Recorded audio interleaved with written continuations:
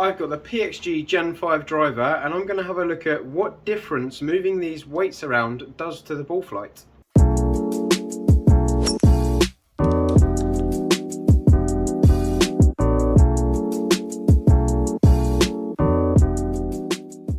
So in this driver we've got two 7.5 gram weights and we've got one 2.5 gram weight. So we've got two heavier ones to move around the club. The three settings you can put it in is you can put the weights on the heel and toe. In theory that would make the club a bit more stable because when you hit the ball off centre you've got more weight behind that impact location to stop it from twisting. If we put that heavy weight to the back and the toe, it's slightly more fade biased, which should in theory hang the ball out to the right a bit more. And if we go for the heel and back, we've got slightly more draw bias, so that should hang the ball to the left. But I want to move these weights around and see how much they actually change. So the first setting I have this driver on is heel and toe. I'm going to hit a few shots of that and see how we got on with direction.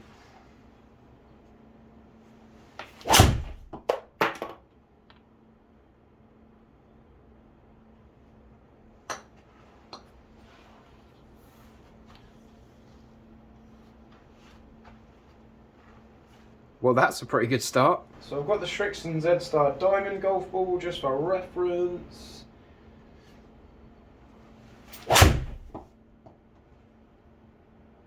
Ooh, I've hit that a bit high on the face. And I've leaked it out to the right hand side. In the rough. I think that was just a bad swing.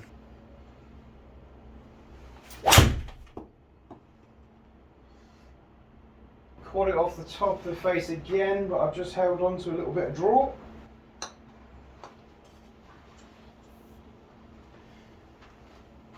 In the rough again. It's quite nice actually having this setting on an actual hole, so I can actually see whether it's on the fairway or not. I've got middle right. Let's see if we can get the fairway.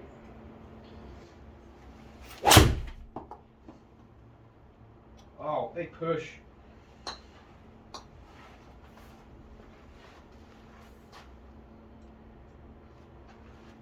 I was trying to get the other fairway. And one more.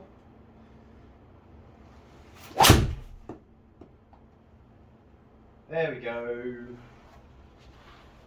Nice little draw just left of centre. Of course, gone a long way. While I'm hitting the ball to the right hand side, I'm going to start by putting the fade setting on. So I'm going to go lighter weight in the heel, heavier weight in the toe and the back. Clear screen. I'm going to try and feel the same swing. I've hit that so far off the heel.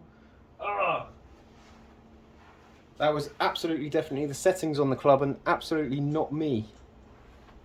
If only that were true. Okay, that was just an awful golf swing. Right, target. Good swing. Go. Oh.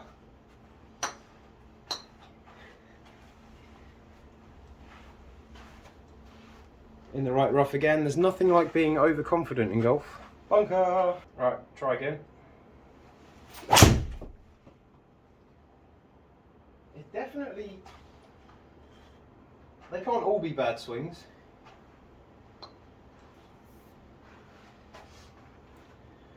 Bunker again. Surely can't all be bad swings. Fade, fade, fade. Okay, right. We've got the heavier weight in the toe. I'm going to really commit to this through the ball.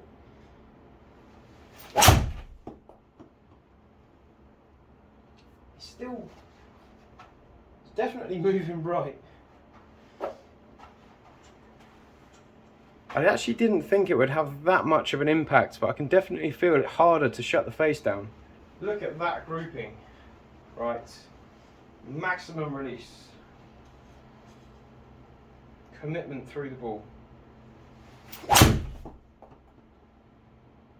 Okay.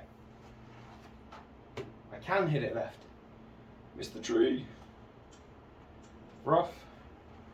So one more shot, but so far I feel like I have to really work into the ball to kind of like get the club face to shut down. So am I working too hard because of the settings on the club? Now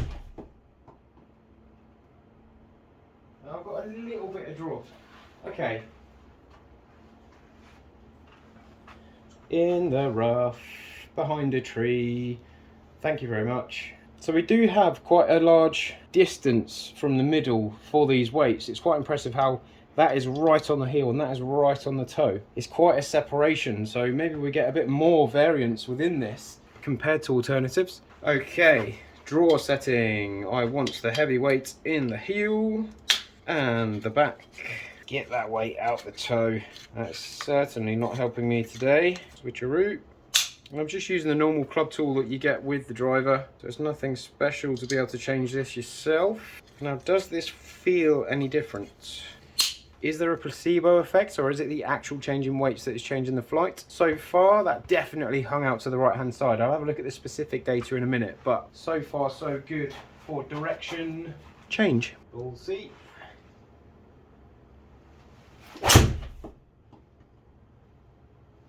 Okay. I didn't feel like the face was trying to stay open. I felt like it was much easier to release through the ball. I very much like that shot. I never thought I would have success with this shaft. I never thought I would have success with the heel biased settings on a driver. Maybe I'm just getting a bit older than I used to be and it's harder to get through the ball. I've pushed it. So I'm going to put the right shots down to bad swinging. So I've pushed it and it was just drawing back to the centre. Maybe the settings changed more than I actually thought. Right, same feeling as I had with the fade setting. I'm going to commit through the ball here in the same way.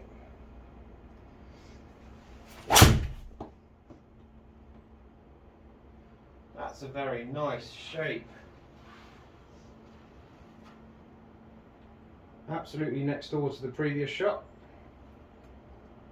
I like it. 2 yards offline.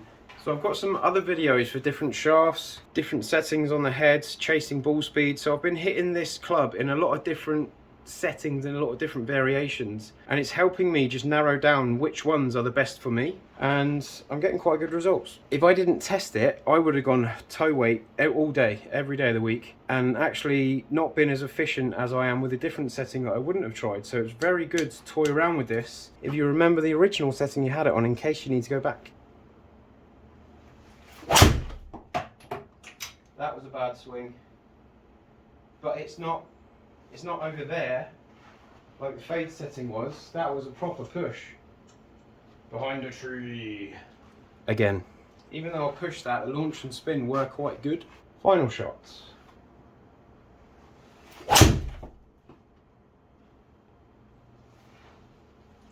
Now there might just be a setting between them that gives you a better dispersion. Okay, I'm behind a tree again, probably because I'm not aiming in the right place, but the grouping on that is much tighter than the other settings that I tried out. There will be a combination that is better for you as an individual. 50-gram shaft, I never would have thought that would work. Draw setting in the head, I never would have thought that would work, but as a combination, it's going very well.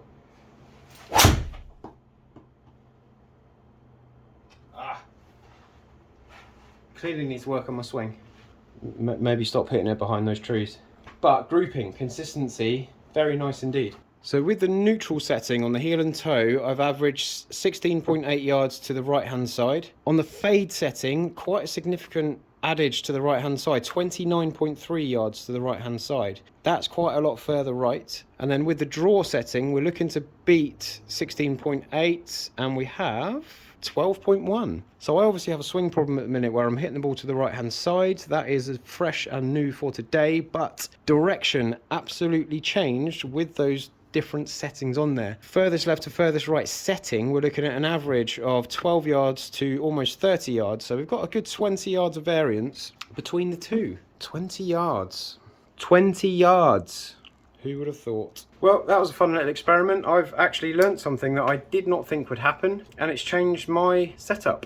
Have a little toy around yourself and just see if there's anything that works better for you. Maybe try it on the golf course, use a number 1 ball and a number 2 ball and see which one goes better for you if you don't have access to a launch monitor. Hope you enjoyed that. Hit the subscribe if you can. Watch another video if you like what you see.